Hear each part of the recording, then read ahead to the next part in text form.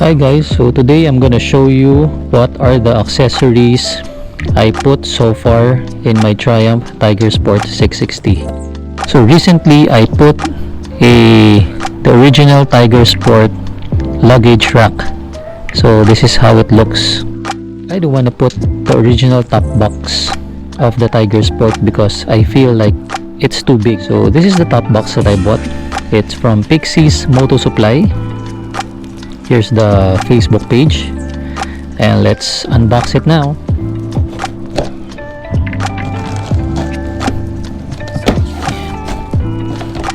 So that's a 22-liter top hard case top box. There's a look inside.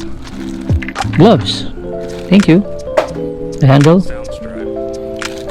free keychain, and there's the 2 keys. I think this is a balaclava. Thank you. These are the screws and the mounts. So they have reflectors and some stickers. So they have side pockets over here on top. And I'm gonna get the bracket. So the goal is to be able to put the bracket here. I went to a motor shop to have my base plate customized. Alright, customized meaning so that you will be able to make use of the four holes in the luggage rack. You have to buy a size 12 bolt and nuts so that you will be able to screw it in the luggage rack. And there you go, it's already installed. Now let's try to put on the top box if it will work.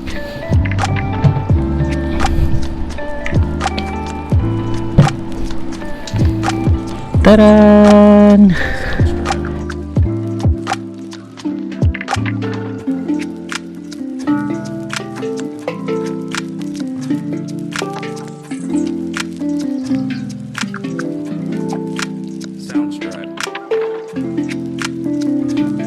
If I'm riding alone, I wanted just to have a tail bag rather than a top box. So I bought this tail bag in Shopee. So the brand is Rhino Walk.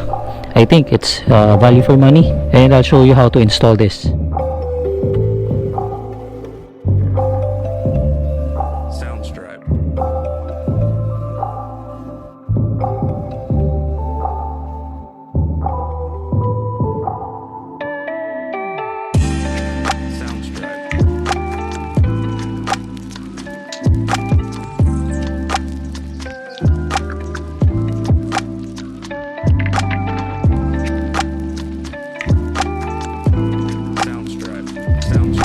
Another accessory I put is the bracket for my Insta360. What I like about this product, it is very easy to mount in any part of your bike. So if you want to just put your Insta here or the camera, let's say if you want to put shots under, then tighten it.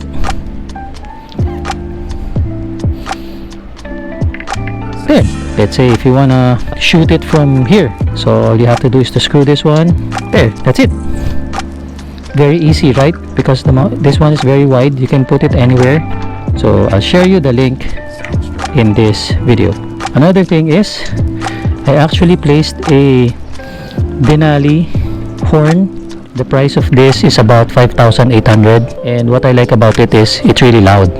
Let's test it.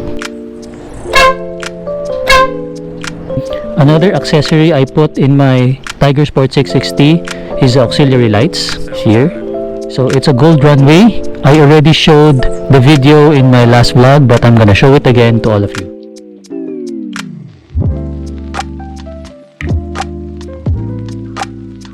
Another accessory that I also installed in my Tiger Sport 660 is the motorbike anti-theft alarm.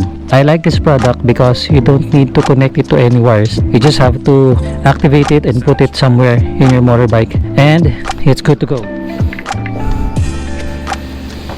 So what I did is I put the alarm over here, just on top of the battery. Okay, so here's the remote.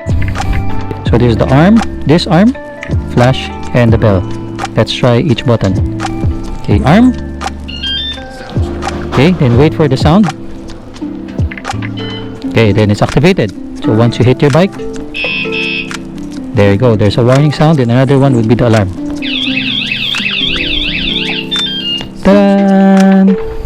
this button flash here. If you want to change the tone, you can either use that one. So that's it guys. So far running this bike for about 500 plus kilometers. Those are the accessories that I put on my Tiger Sport 660. Bye.